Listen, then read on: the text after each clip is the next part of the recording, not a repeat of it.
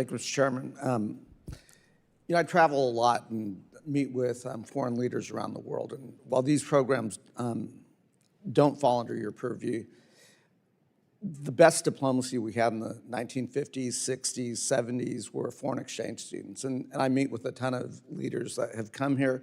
They might not like American policy, but they love the American people. They love what we represent. They saw the freedoms that we have here, and they take that back. These are prime ministers, these are presidents across the world. And the second best thing we can do is the Peace Corps sending our young men and women, again, not your purview necessarily, but it is the best part of America is the American people, who we are, what we represent, et cetera. Nowadays, when I travel abroad, we're not having those students come to the United States. That's a problem. They're going to China right now. We are not sending our young people abroad in the numbers that we did previously to show them who the American people are. Again, you see the Chinese filling void after void after void.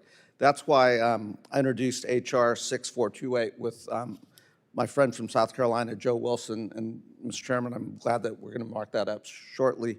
It really is just asking the State Department to take a quick look at what we're doing abroad, the programs that we support, but also inventorying what the PRC is doing. So we have a good sense of what this competition is about, so we know where to allocate those funds. So again, I'm appreciative that we are going to mark that bill up. One way we have been trying to combat this is supporting young leaders in foreign countries. And one of those programs that I get a chance to meet with regularly is the Young Southeast Asian Leaders Initiative, YSEALI. I meet with these young folks that have gone through a program that the United States government's funded. They learn about who we are. We help develop that next generation of leaders who will be the next prime ministers, the next legislators in their own country.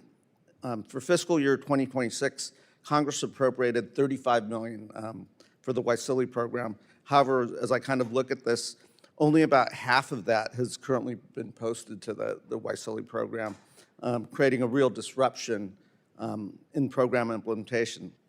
What I'd like, this does fall under your purview, have all awards for Young Leaders Initiatives for FY25 been fully dispersed by your department? So thank you, Congressman. So I understand that a number of programs were, some disbursements were delayed in interagency, but are now on track. And I know my staff have been briefing staff on the details of appropriations, and I'm happy to get more information if the Congressman needs it. But what I can say is YSEALI is one of these programs that's on track. And we're using that program to convene about 70 professionals in the Indo-Pacific to combat online scams, which are, one of our really important challenges over there. The YSEALI Professionals Program, the newest cohort will arrive in the United States on March 9th, 2026. And those participants will engage with U.S. interlocutors on economic prosperity, natural resource management, civic engagement, and governance. So and again, I've got your commitment that, the congressionally appropriated funds will get distributed, both the FY25 and FY26 funds. There are interagency processes there, but I will totally commit to follow the law, including any law pertaining to the appropriations from this Congress. And I like this program and I want to support it. Great. I appreciate it is important for us to protect our freedom of speech, our First Amendment rights, and so forth. Can you give me, in the era of AI, in the era of how our adversaries very easily can mimic Americans, can use propaganda to influence our elections? Again, I'm not talking about American citizens doing their First Amendment rights. I'm talking about adversaries who may choose one political party versus another. How are you and how's the State Department approaching influence and propaganda in the era of AI?